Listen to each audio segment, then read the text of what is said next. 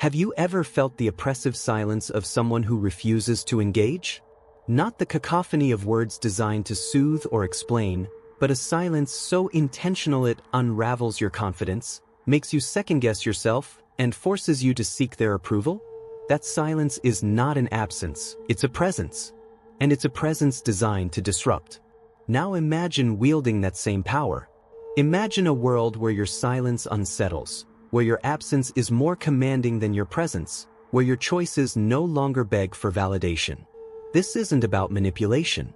It's about reclamation, reclaiming the parts of you society taught you to suppress. Consider this. The quietest person in the room is often the most influential. Not because they lack opinions or emotions, but because they understand one simple truth. Control isn't about domination, it's about restraint. Every moment you rush to explain, every time you scramble to justify, you relinquish a piece of yourself. But when you stop, when you stand firm in silence, you shift the balance. Suddenly, the game isn't about you proving yourself, it's about them trying to decipher you. The world rewards not the loudest, but the most strategic. The fewer words you use, the more they weigh. The less you reveal, the more they wonder. And in that space of curiosity and discomfort, real power emerges. The question is, are you ready to embrace it? When you think about silence as a presence rather than an absence, it transforms your understanding of communication. It becomes an art, a strategy. Silence isn't passive, it's active, deliberate, and sometimes the most powerful statement you can make. Think about the last time someone's silence left you unsettled. It wasn't what they said, it was what they didn't say. Silence can express disapproval, command respect, and even instill fear. It can create space for reflection or compel others to fill the void with their own thoughts and words. This is where your power lies, not in reacting, but in deliberately choosing when and how to respond. In a society that equates noise with value, the quietest voice often goes unheard. But in its silence lies a strength that words cannot match. You don't need to shout to make an impact.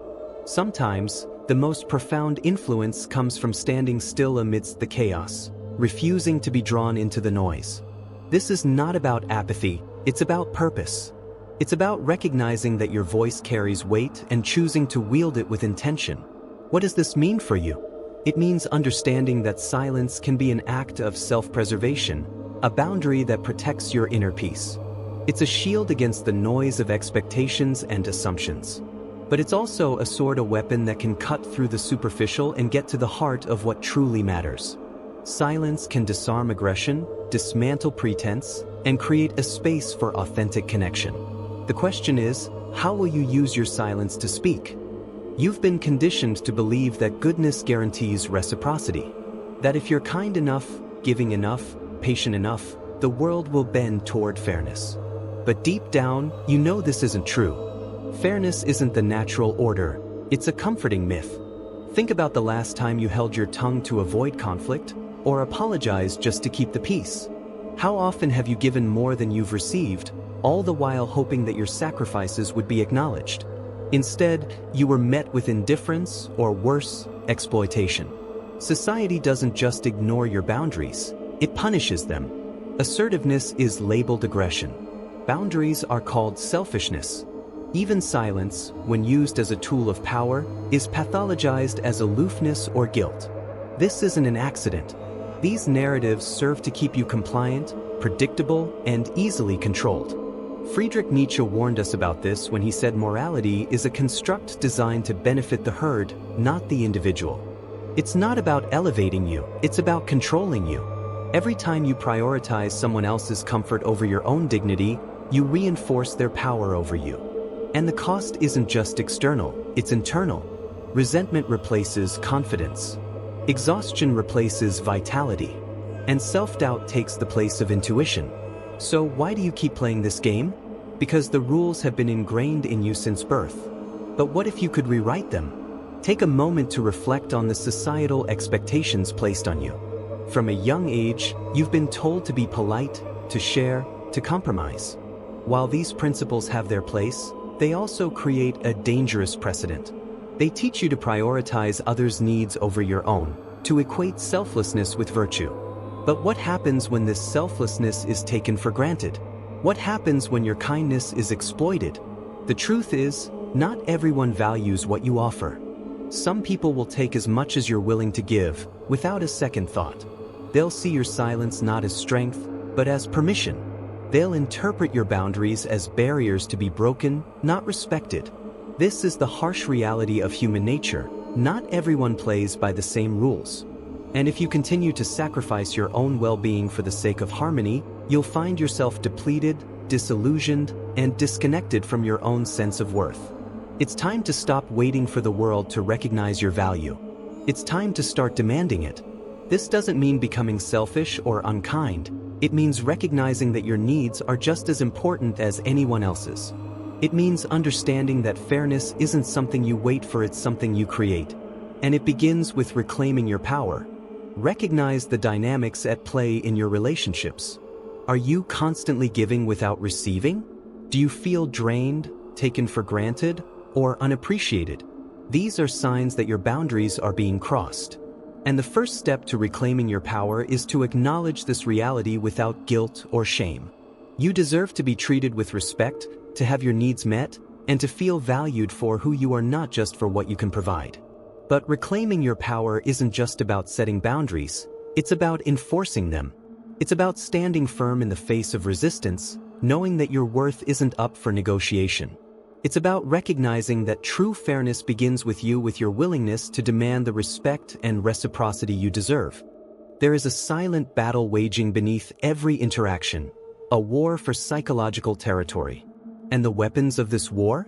Your unconscious habits, your need for validation, your fear of silence.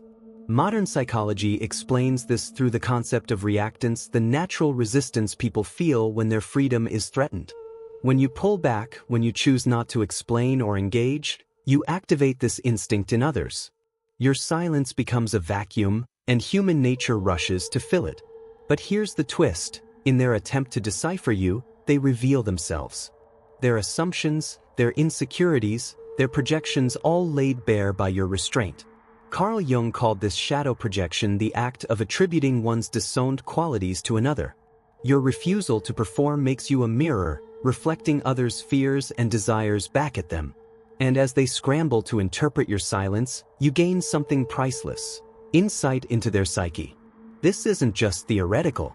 It's a strategy used by the most powerful individuals throughout history. From samurai to stoics, from CEOs to revolutionaries, the ability to hold back, to remain unreactive, is what separates the influential from the insignificant. The key isn't manipulation, it's mastery of yourself, your reactions, and your presence. And it starts with understanding that the most valuable things in life, your time, your energy, your attention, are precious precisely because they are scarce. Imagine walking into a room with the quiet confidence of someone who doesn't need to prove themselves. You're not the loudest, but you're the most deliberate. Every word you speak is measured, every action intentional. People are drawn to you, not because you demand their attention, but because you command it through your presence. This is the essence of psychological power. It's not about controlling others, it's about controlling yourself. It's about recognizing that the greatest influence comes not from imposing your will, but from inspiring curiosity and respect. When you master this art, you become a force to be reckoned with, not through intimidation, but through unwavering self-assurance. Reflect on your interactions with others. How often do you find yourself reacting without thinking, explaining when no explanation is necessary, or apologizing for things that don't warrant an apology? These are moments when you surrender your power. By learning to pause, to reflect, and to choose your responses carefully, you can begin to reclaim that power. You can become the calm in the storm, the steady presence that others look to for guidance and reassurance. This is not a quick fix. It's a lifelong journey of self-discovery and growth. But as you begin to master these principles, you'll notice a profound shift in your relationships, your career, and your sense of self-worth. You'll realize that true power doesn't come from controlling others. It comes from mastering yourself. The first step in reclaiming your power is to stop explaining yourself. Every unnecessary justification you offer is an invitation for others to negotiate your worth. Michel Foucault spoke of the obligation to confess as a tool of control, a societal expectation that demands you lay yourself bare for scrutiny. Refuse this demand. Let your choices stand on their own. The second step is to master the art of strategic delay.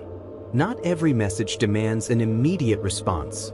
Not every provocation requires a counter. By introducing space between stimulus and reaction, you regain control over your emotional state. The 48-hour rule, delaying responses to emotional triggers, not only protects your peace but also shifts the burden of urgency onto the other party. The third step is to become a living mirror. When others attempt to manipulate you, reflect their tactics back at them. Passive aggression? Name it. Unreasonable demands? Amplify their absurdity. Emotional blackmail? Expose it. Most people are unprepared to face their own strategies mirrored back, and in that moment of exposure, the dynamic shifts. Finally, cultivate deliberate mystery. Not everything about you needs to be visible. Your accomplishments, your struggles, your inner thoughts, keep some of these sacred.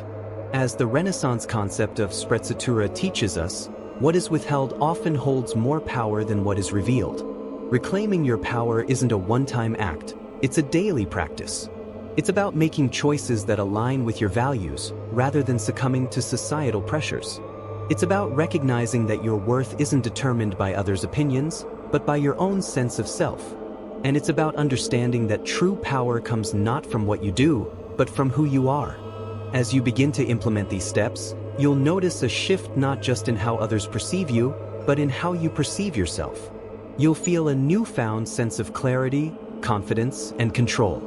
You'll realize that you don't need to explain yourself to anyone, because your actions speak louder than words. And in that silence, you'll find your strength. Recognize the freedom that comes with letting go of the need to justify your choices.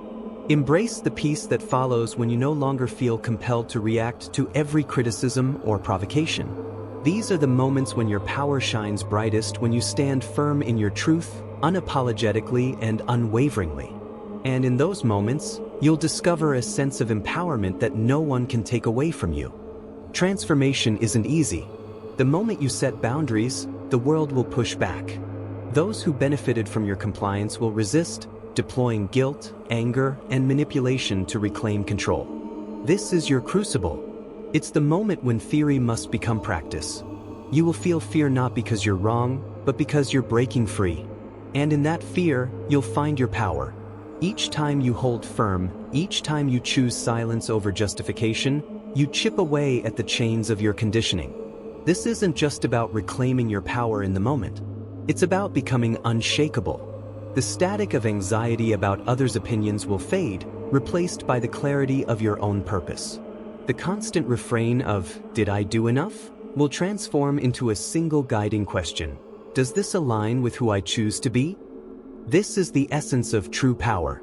Not dominance over others, but mastery over yourself. The world remains the same, but you have become something new, something unstoppable. And in that transformation, the rules of the game shift forever. This journey is not for the faint of heart. It requires courage, resilience, and a willingness to confront your own fears and insecurities. But the rewards are immeasurable. You'll discover a strength you never knew you had, a confidence that cannot be shaken, and a sense of purpose that transcends the noise of everyday life. As you stand on the other side of this transformation, you'll look back and realize that the struggles were worth it. You'll see how far you've come, and you'll know that you are no longer defined by others' expectations or opinions. You are free, free to live authentically, free to speak your truth, and free to embrace the power of your own silence. True freedom lies in the ability to choose your path, to set your boundaries, and to stand firm in the face of adversity. It's the freedom to live life on your own terms, without fear or hesitation. And as you embrace this freedom, you'll find that the world begins to respond to you differently. People will respect your strength, admire your confidence, and be drawn to the quiet power that emanates from within you. This is the ultimate reckoning, the moment when you realize that you are enough, just as you are. That your silence is not a weakness, but a strength.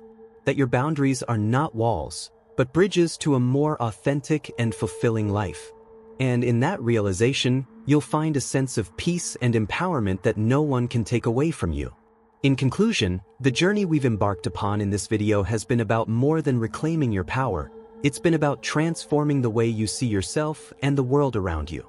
Silence is no longer just a void, it is a statement, a strategy, and most importantly, a source of strength. Mastering the art of restraint and deliberate communication isn't about manipulation. It's about reclaiming your voice in a world that often drowns out the quiet and the intentional.